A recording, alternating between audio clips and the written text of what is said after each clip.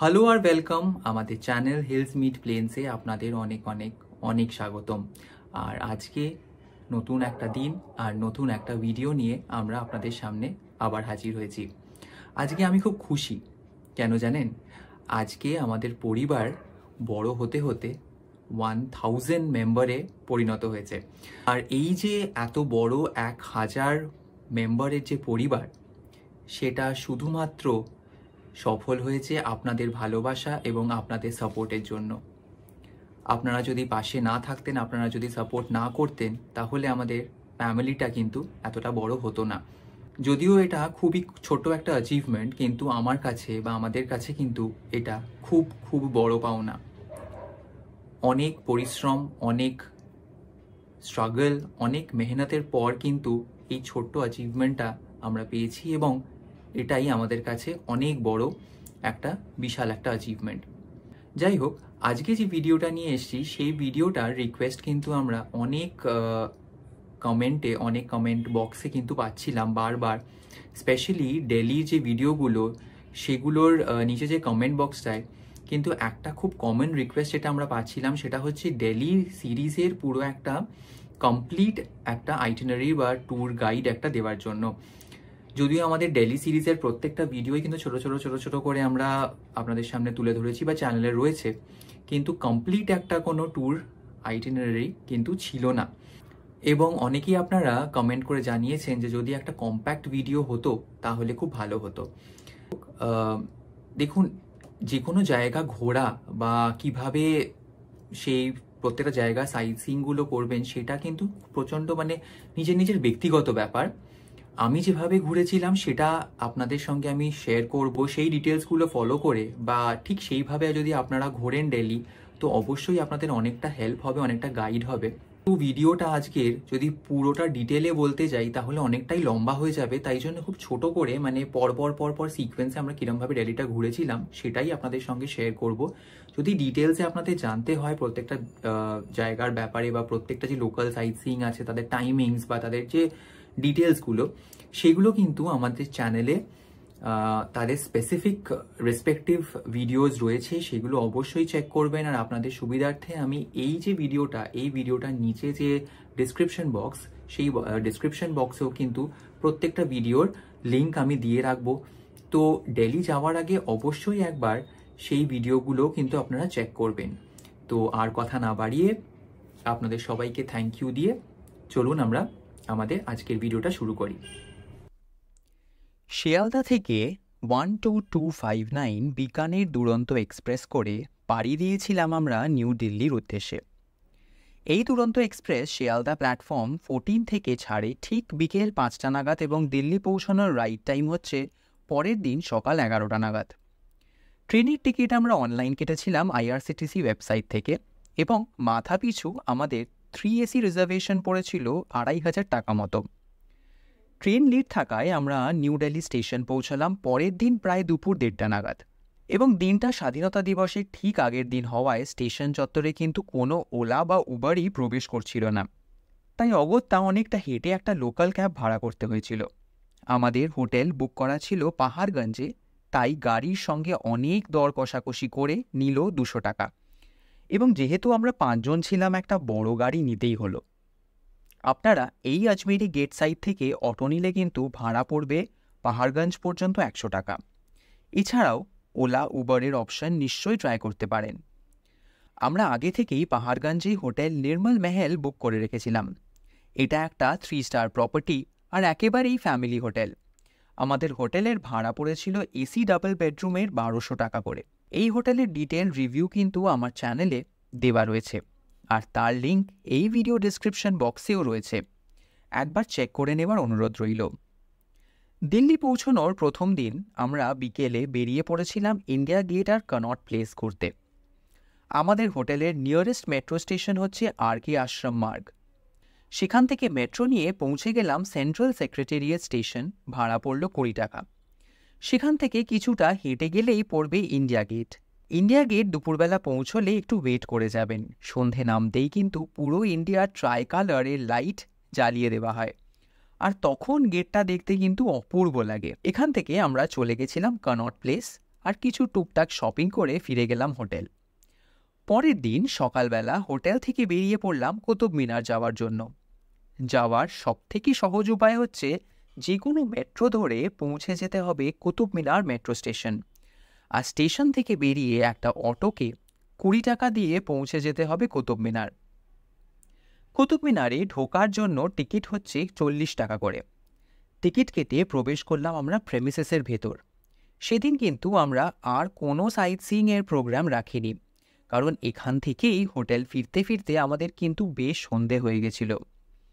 পরের দিন মানে দিল্লিতে থার্ড দিন আমরা কোথায় কোথায় গেলাম সেটা আপনাদের বলে দিই।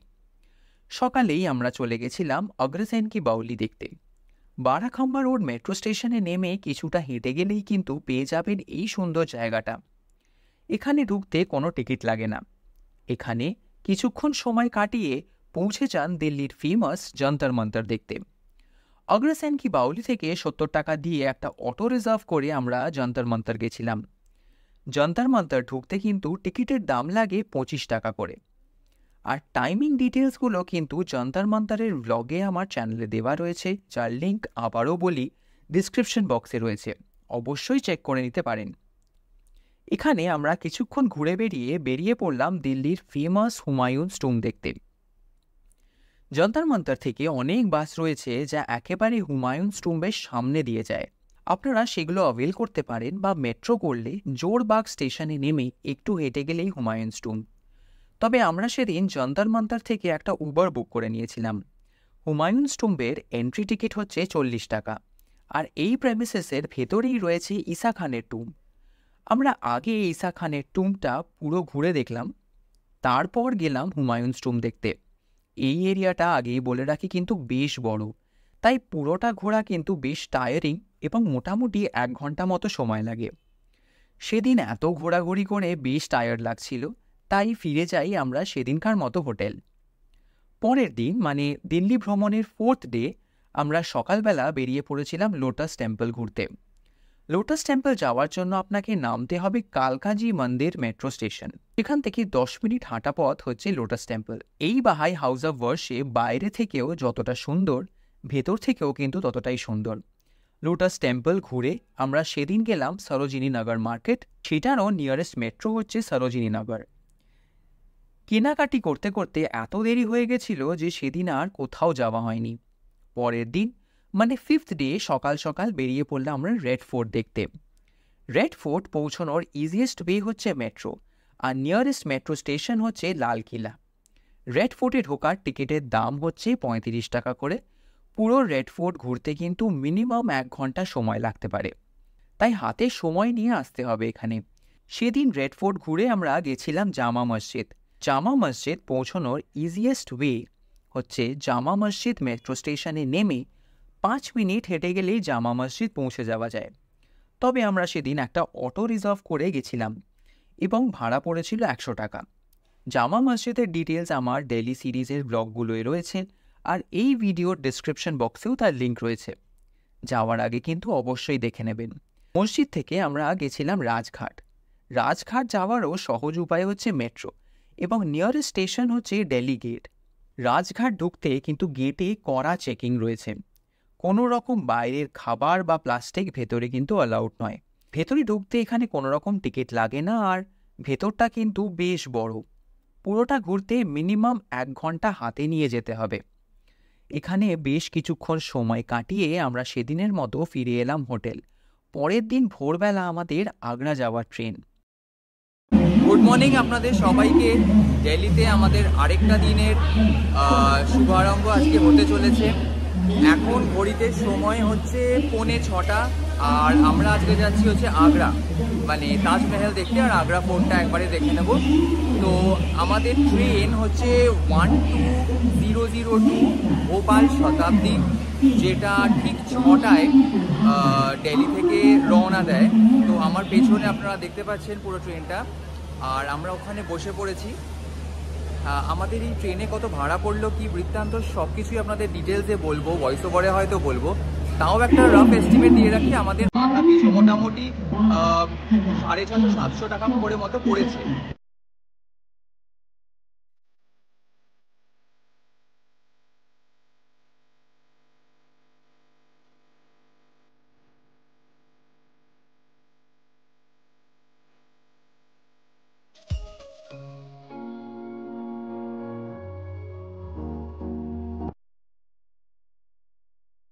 এখন বাজে ঘড়িতে 8:10 আর আমরা জাস্ট পৌঁছলাম আগ্রা স্টেশন।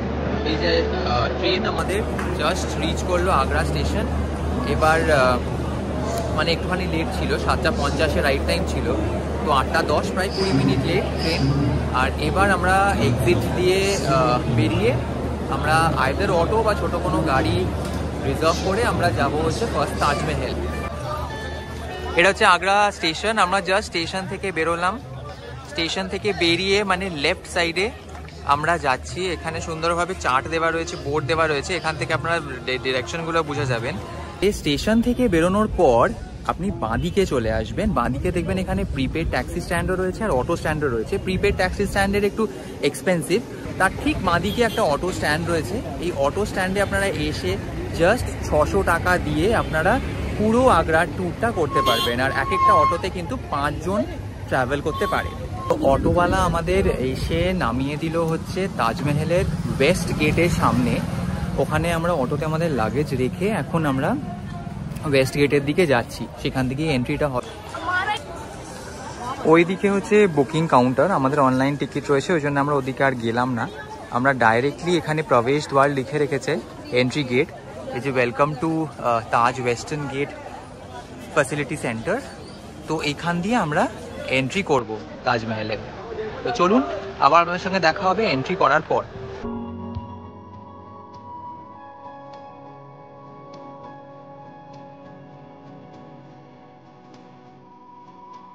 তাজমহল এবং আগ্রায় বেশ কিছু জায়গা কিন্তু শুক্রবার বন্ধ থাকে, তাই প্ল্যান সেই বুঝে করবেন।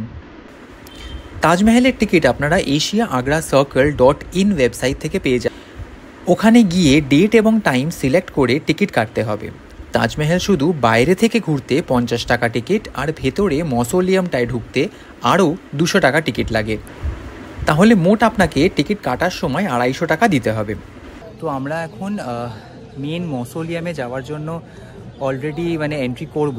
তো আমাদের যেহেতু 250 টাকার টিকিটে মসোলিয়ামে 200 টাকা আর 50 টাকা শুধু বাইরেটা ঘোরার জন্য। তো আমাদের এখনই ওখানে চেক হলো, চেক হয়ে আমরা একদম তাজমহলের যে মানে উঠোনটা, চাতালটা, সেখানে আমরা পৌঁছে গেছি। কিন্তু মসোলিয়ামের ভেতরে কিন্তু ফটো বা ভিডিওগ্রাফি অ্যালাউড না, তো সেটা আপনাদের সঙ্গে দেখাতে পারবো না, তবে বাইরেটা আমি আপনাদের সঙ্গে শেয়ার করে দিচ্ছি। এটা হলো চাতালের ওপর বাইরেটা, ভীষণই সুন্দর কিন্তু।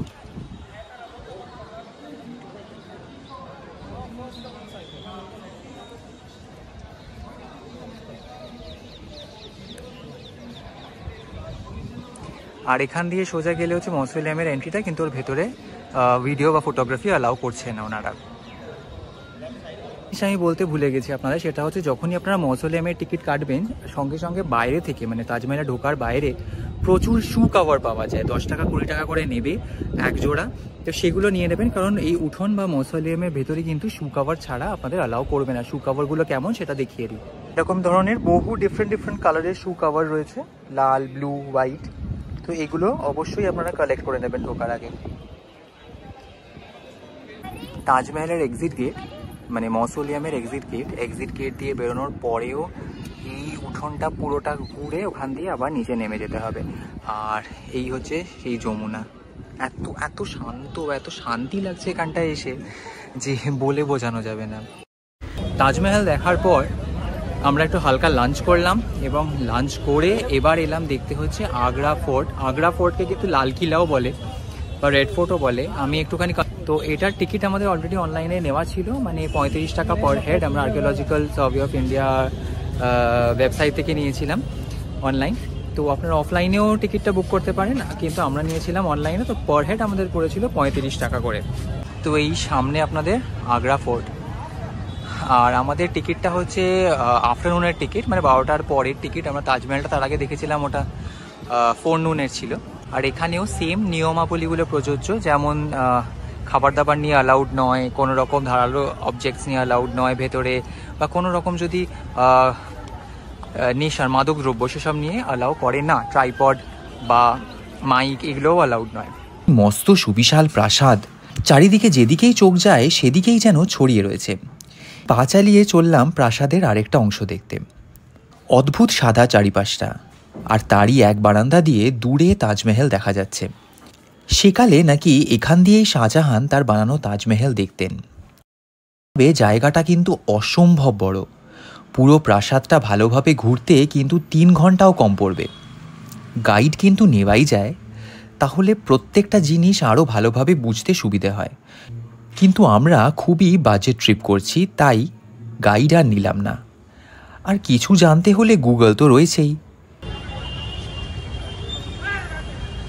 তো ফাইনালি আমাদের আগ্রা ট্যুরটা শেষ। আমরা প্রথমে তাজমহল দেখলাম, তারপরে আমরা রেড ফোর্ট গেলাম, মাঝখানে আমরা একটুখানি লাঞ্চ টাঞ্চ করলাম। এখানকার খুব ফেমাস একটা পেঠার দোকানে নিয়ে গেল, সেটা কিনলাম।